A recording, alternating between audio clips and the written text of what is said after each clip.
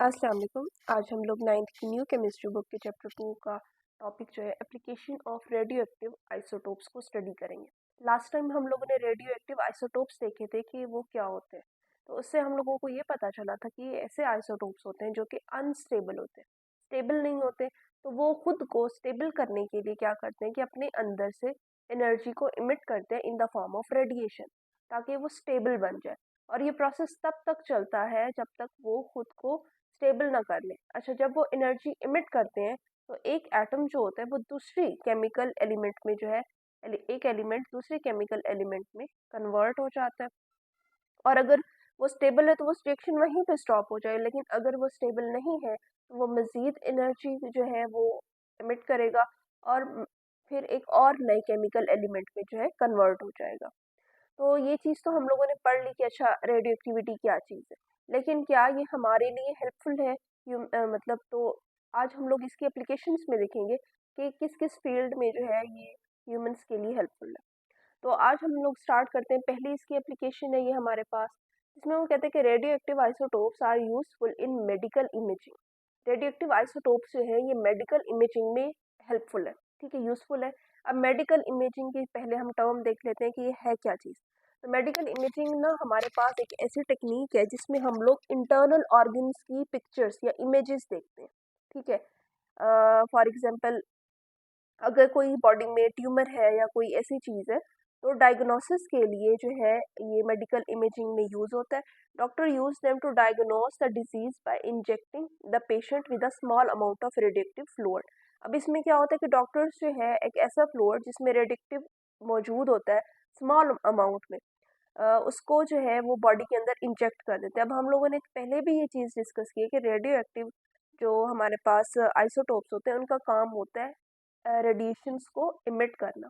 तो अब जाहिर सी बात है जो फ्लूइड गया है वो बॉडी के अंदर रेडिएशंस को इमिट करेगा।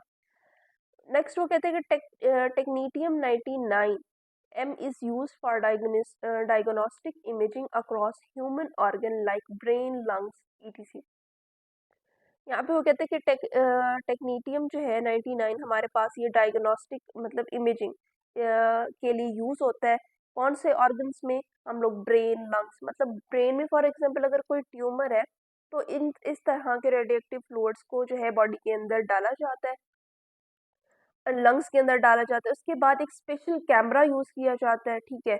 उस कैमरे से जो है फिर वो एक तो उस फ्लूइड की मूवमेंट को देखा जाता है और वहाँ पे इमेजिंग देखी जाती है। अब यहाँ पे वो कहते हैं कि doctor use a special camera to watch how the radioactive fluid moves. अब वो कहते हैं कि फिर उसकी मूवमेंट, उस फ्लूइड की मूवमेंट को देखने के लिए डॉक्टर्स जो एक स्पेशल कैमरा यूज करते हैं जो कि उस रेडियोएक्टिव फ्लूइड की मूव को देखता है। अब हम लोग अगर सिंपल वर्ड्स में ये देखें तो हमारे पास क्या चीज़ है, रेडिएक्टिव फ्लूइड को बॉडी के अंदर फ्लो किया जाता है, ठीक है। अब जहाँ पर जो है और उसका काम है हमारे पास रेडिएशंस को इमिट करना। अब जहाँ पर फॉर एग्जांपल ब्रेन या लंग्स में अगर कोई इशू है, कोई जो है ट्यूमर्स बने हुए हैं, तो वहाँ पर क्या होता है, ये जो फ्लूइड होता है ये ज़्यादा एब्जॉर्ब हो जाता है और इससे जो है रेडिएशन जो है वो इमिट नहीं हो रही होती, ठीक है। तो उस वहाँ की जो है पिक्चर्स जो है फिर वो एक स्पेशल कैमरा उसके अंदर डाला जाता है और वो उसके फ्लूइड कहाँ कहाँ पे मूव कर रहा है, किस तरह से मूव कर रहा है, उसकी पिक्चर्स लेते हैं। और फिर उन्हीं पिक्चर्स के थ्रू जो है वो डायग्नोसिस की जाती है कि आया कि बॉडी के तमाम सेल जो है वो नॉर्मल है या वहाँ पे कोई मसला है। यहाँ पे वो कहते हैं कि एक्सरसाइज में why does a radioactive isotope emit radiation, ये रेडियोएक्टिव आइसोटोप्स जो है वो रेडिएशंस को क्यों इमिट करते हैं। तो इसका आंसर जो है हम लोगों ने पहले भी ये चीज़ देखी थी कि रेडिएशंस जो है वो इसलिए इमिट होती हैं ताकि वो एक्सेस एनर्जी को जो है वो इमिट कर सके। यहाँ पे हमारे पास ऊपर भी दिया हुआ है यहाँ पे कि several isotope of same element exist whose nuclei are unstable, they emit excess energy in the form of radiation। ठीक है, तो यहाँ से यहाँ तक हम इसका आंसर कर सकते हैं कि न्यूक्लियाई जो होते हैं वो अनस्टेबल होते हैं, इस वजह से वो एक्सेस एनर्जी जो है उसको इमिट कर देते हैं। सेकंड हमारे पास जो है वो क्वेश्चन है कि give an example of radioactive isotope which disintegrate to give a stable atom. ठीक है, वो कहते हैं कि ऐसे आइसोटोप्स की आप एग्जाम्पल दें जो डिसइंटीग्रेट होता है और एक स्टेबल एटम में कन्वर्ट हो जाता है। तो हमारे पास दो एग्जाम्पल्स यहाँ पे हैं, या तो हम ये वाली कर लें यूरेनियम से थोरियम, देन थोरियम से प्रोटैक्टीनियम में जो है हमारा एलिमेंट जो है वो कन्वर्ट हुआ। या फिर हम दूसरी एग्जांपल ये भी कर सकते हैं बिस्मथ से थेलियम वाली। तो इन दोनों में से जो आपको इजी लगे वो आप लोग कर लें। तो नेक्स्ट हम लोग इसकी जो है वो एप्लीकेशन देखते हैं। नेक्स्ट एप्लीकेशन है हमारे पास रेडियो कार्बन डेटिंग। अच्छा, is a method for finding out the age of an historical object containing organic material with the help of radioactive isotope of carbon 14 6। अब हम लोगों ने कल भी देखा था कि कार्बन के हमारे पास 3 आइसोटोप होते हैं। एक वो जिसमें हमारे पास एटॉमिक मास जो है या फिर मास नंबर हमारे पास जो है वो होता है हमारे पास 12। एक होता है जिसमें हमारे पास मास नंबर 13 होता है, और एक वो होता है जिसमें हमारे पास मास नंबर 14 होता है। तो रेडियो कार्बन डेटिंग में हमारे पास वो कार्बन यूज होता है जिसमें उसका मास नंबर जो है वो 14 होता है। अच्छा जी, अब यहाँ पे वो कहते हैं कि ये हमारे पास क्या होता है कि हिस्टोरिकल ऑब्जेक्ट जो कि ऑर्गेनिक मटेरियल होते हैं उनकी एज को फाइंड आउट करने के लिए हम लोग कार्बन 14 को यूज करते हैं। तो हम लोग देख लेते हैं कि है क्या चीज़। अब हमारे पास क्या होता है कि कोई भी ऑर्गेनिक ऑब्जेक्ट को सबसे पहले हम देख लेते हैं कि ऑर्गेनिक ऑब्जेक्ट हमारे पास क्या चीज़ होती है। वो होती है हमारे पास लिविंग थिंग। कोई भी नॉन लिविंग थिंग की यहाँ पे बात नहीं हो रही, लिविंग थिंग की बात हो रही है। हमारे पास क्या होती है लिविंग थिंग जो कभी जिंदा थी। ठीक है, अब उसमें हमारे पास क्या हो सकता है, उसमें हमारे पास कोई प्लांट हो सकता है, कोई एनिमल हो सकता है। ठीक है, कोई भी ऐसी चीज जो लिविंग प्लांट एनिमल, ठीक है, लिविंग थिंग की यहाँ पे बात हो रही है, उसकी हम लोग जो है एज डिटरमिन कर सकते हैं इस मेथड से, रेडियो डेटिंग के मेथड से। अब क्या होता है कि प्लांट्स या एनिमल, प्लांट क्या करते हैं कि फोटोसिंथेसिस के जरिए, ठीक है, किसके जरिए, फोटोसिंथेसिस के जरिए, फोटोसिंथेसिस के जरिए ये एब्जॉर्ब करते हैं कार्बन को, जो कि हमारे पास 14 मैस नंबर वाला आइसोटोप होता है, उस कार्बन को ये एब्जॉर्ब करते हैं। और ये वाली जो कार्बन है ये एनिमल्स के अंदर इन्हीं प्लांट्स के थ्रू जाती है। ठीक है, इट मीन्स के एक स्पेसिफिक अमाउंट में जो है ये वाली जो कार्बन है हमारे पास, कार्बन 14 वाला जो आइसोटोप है, ये प्लांट के अंदर भी डिपॉजिट हो जाते हैं और एनिमल्स के अंदर भी डिपॉजिट हो जाते हैं। लेकिन ये प्रोसेस तब तक होता है डिपॉजिशन का जब तक ये चीजें जिंदा होती है। जैसे ही इनकी डेथ होती है, तो जैसे ये डेड होती हैं, तो इनके अंदर से ये जो कार्बन 14 वाला एलिमेंट है, ठीक है, कार्बन 14, ये जो है डिक्रीज होना शुरू हो जाता है। ठीक है, विद द टाइम क्या होता है कि हमारे पास ये वाला जो एलिमेंट है बॉडी से, डेड बॉडी से आहिस्ता आहिस्ता कम होता चला जाता है। और इसको हम लोग जो है इसकी डिटेक्शन जो है हम लोग 50,000 ईयर्स तक कर सकते हैं। मतलब 50,000 साल तक पुरानी चीज की हम उम्र निकाल सकते हैं। उससे ज्यादा अगर हम पीछे जाएंगे तो हम लोग, क्योंकि ये वाला एलिमेंट जो है उसमें बहुत ज्यादा कम हो चुका होता है, तो हम लोग इसको डिटेक्ट नहीं कर सकते, और 50,000 से ज्यादा पुरानी चीज की हम उम्र नहीं निकाल सकते। फिर हम लोग क्या करते हैं कि हम लोग जो है इसी चीज को मैयर करते हैं कि ये अब डेड बॉडी के अंदर कितनी मौजूद है। ठीक है, अब क्योंकि ये रेडियोएक्टिव है, आइसोटोप है, ये रेडिएशन इमिट करेगी, हम इसकी रेडिएशन के थ्रू पता चलेंगे, जो है इसको डिटेक्ट करेंगे कि अब ये कितनी अमाउंट में मौजूद है, और उसी के अकॉर्डिंग जो है हम इसकी एज को फाइंड आउट करेंगे। लेकिन ये जो कार्बन डेटिंग है, ये रेडियो कार्बन डेटिंग है, ये सारी हमारे पास कब होती है, किस चीज में होती है, ऑर्गेनिक मटेरियल मतलब लिविंग थिंग में होती है। अगर हम लोग रॉक्स की, मतलब कोई पहाड़ कितना पुराना है या फिर कोई मेटल कितनी पुरानी है, उन चीजों की जो एज है वो हम लोग इसके थ्रू नहीं निकाल सकते।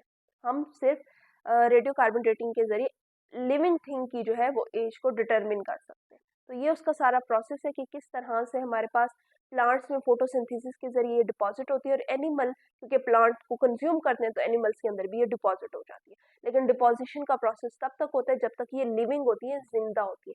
जैसे ही ये मरती हैं, डेड होती हैं, तो इनके अंदर से आहिस्ता आहिस्ता ये किस में, ये मतलब नाइट्रोजन में कन्वर्ट होना शुरू हो जाती है। कार्बन जो है नाइट्रोजन 14 में कन्वर्ट होते होते जो है यहाँ से डेड बॉडी से खत्म होना शुरू हो जाती है, एनवायरनमेंट में चली जाती है।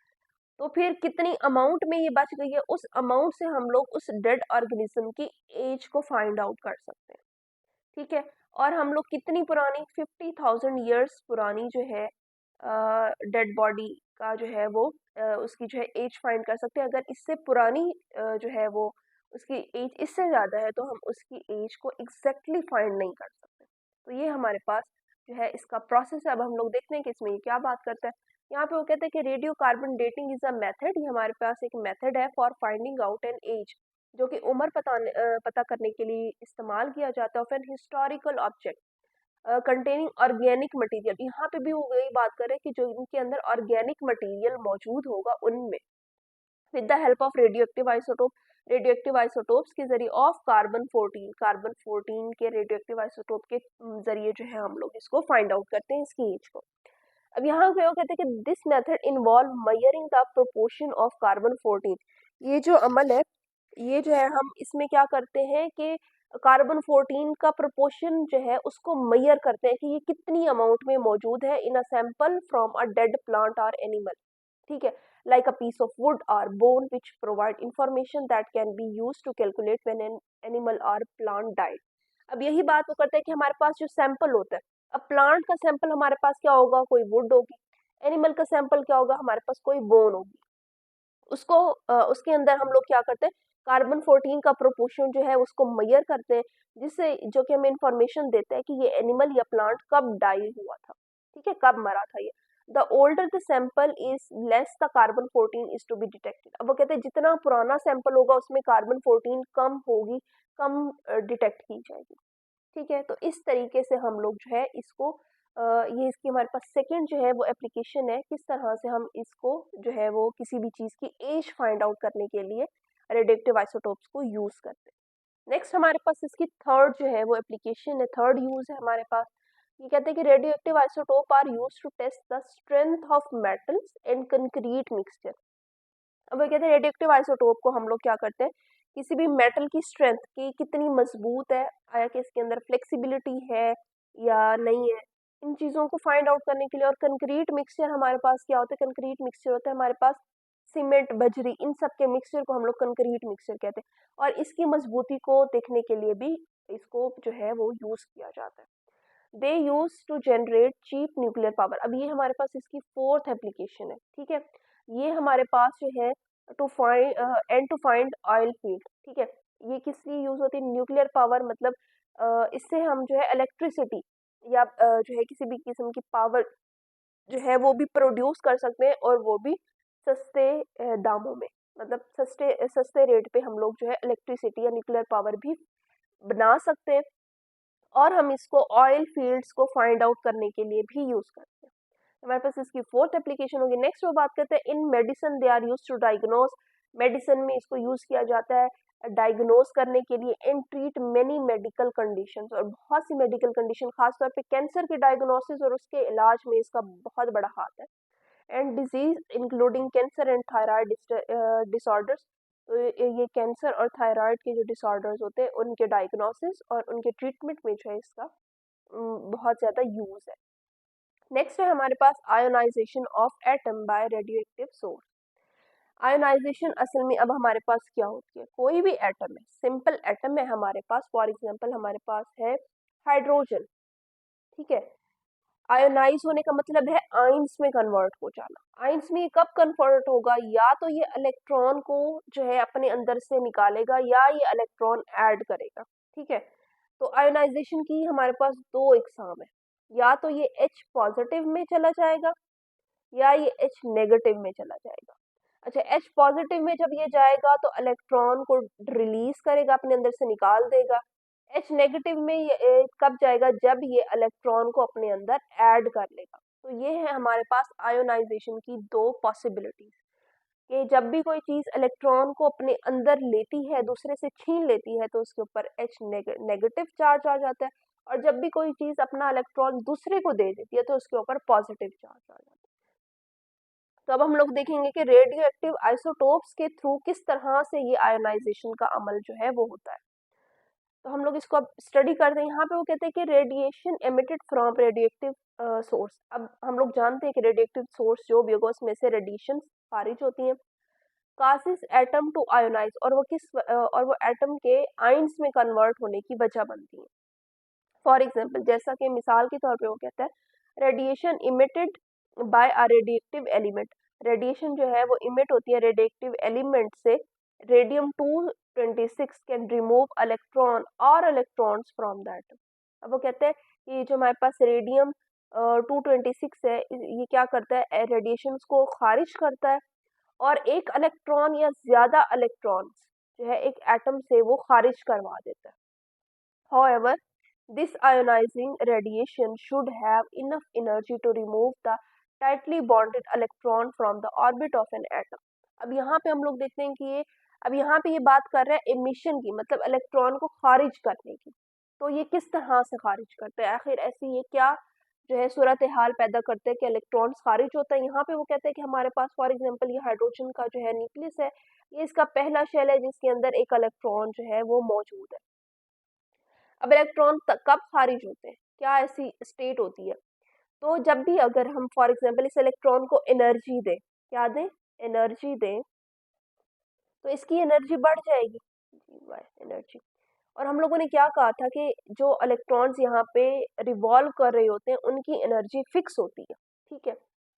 लेकिन अब इसको हमने एनर्जी दी, इसकी एनर्जी बढ़ गई, तो जैसे ही इसकी एनर्जी बढ़ेगी ये यहाँ से निकल जाएगा, यहाँ से एग्जिट हो जाएगा। अब क्योंकि हम लोगों ने क्या देखा था कि एक हाइड्रोजन में एक प्रोटॉन होता है, ठीक है, वन प्रोटॉन होता है और वन ही इलेक्ट्रॉन होते हैं, ठीक है। प्रोटॉन पे पॉजिटिव चार्ज होता है, इलेक्ट्रॉन पे नेगेटिव चार्ज होता है, इस वजह से हाइड्रोजन जो है वो न्यूट्रल था, ठीक है। इसके ऊपर प्रोटॉन के ऊपर पॉजिटिव चार्ज था, इलेक्ट्रॉन के ऊपर नेगेटिव चार्ज था, ये पॉजिटिव था, ठीक है। लेकिन जैसे ही इलेक्ट्रॉन यहाँ से निकला नेगेटिव चार्ज चला गया, अब हाइड्रोजन के ऊपर जस्ट पॉजिटिव चार्ज है, तो इस वजह से हाइड्रोजन जो है पॉजिटिव फॉर्म में आ जाता है जब इसके अंदर से एक इलेक्ट्रॉन चला जाता है।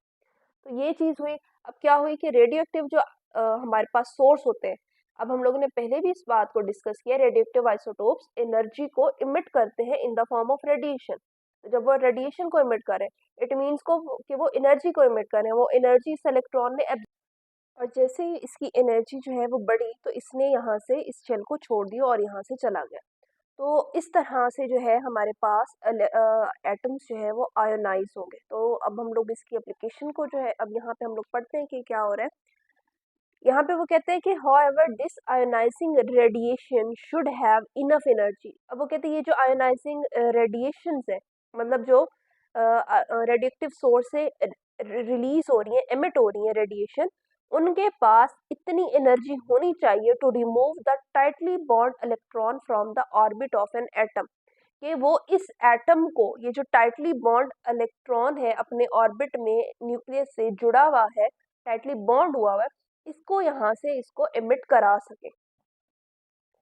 इलेक्ट्रॉन कैन बी लॉस्ट, वो कहते हैं इलेक्ट्रॉन तभी यहाँ से जाएगा because an ionising radiation collide with the atom, क्योंकि वो जो रेडिएशन है वो क्या करती है, उस एटम के साथ आके टकराती हैं, कोलाइड करती हैं, and force the electron away from the atom, और वो जो इलेक्ट्रॉन मौजूद है उसको वहां से धक्का दे के, मतलब फोर्स करती है कि वो वहां से दूर चला जाए एटम से। It an atom of in an atom of sodium, अब वो सोडियम की यहाँ पे एग्जांपल ले रखे थे कि सोडियम के एटम में क्या होता है, is hit by an ionising radiation. Sodium का जो एटम है वो आयोनाइजिंग रेडिएशन से हिट होता है, ठीक है। इट में लूज एन इलेक्ट्रॉन, तो वो क्या करता है, वो अपना इलेक्ट्रॉन लूज कर देता है। This process convert the atom into a positively charge ion, और इससे क्या होता है कि जो एटम है, सोडियम का एटम है, वो पॉजिटिव आयन में, कैटायन में जो है वो कन्वर्ट हो जाता है, प्लस इलेक्ट्रॉन उससे चला जाता है। और ये कब होता है, जब रेडिएशन जो है उसको इतनी एनर्जी देती है, उसको हिट करती है कि इलेक्ट्रॉन उससे निकल जाता है। तो ये इस तरह से हमारे पास आयनाइजेशन ऑफ एटम होती है बाय रेडिएक्टिव सोर्स। नेक्स्ट हमारे पास जो है एक इंटरेस्टिंग इंफॉर्मेशन है, वो कहते हैं कि the same element occur everywhere in the universe, के वो कहते हैं पूरी यूनिवर्स में जो है ना वो सेम तरह के एलिमेंट ही हर जगह पाए जाते हैं।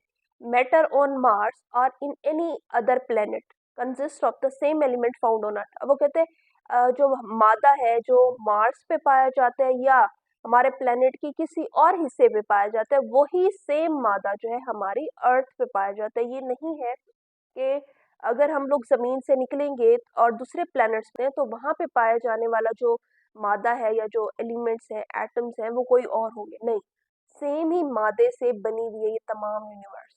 तो यहाँ पे ये बात कर रहे हैं। तो इस तरह से हमारा जो ये टॉपिक कंप्लीट हो गया। इंशाल्लाह नेक्स्ट टॉपिक में हम लोग रिलेटिव एटॉमिक मास को डिस्कस करेंगे।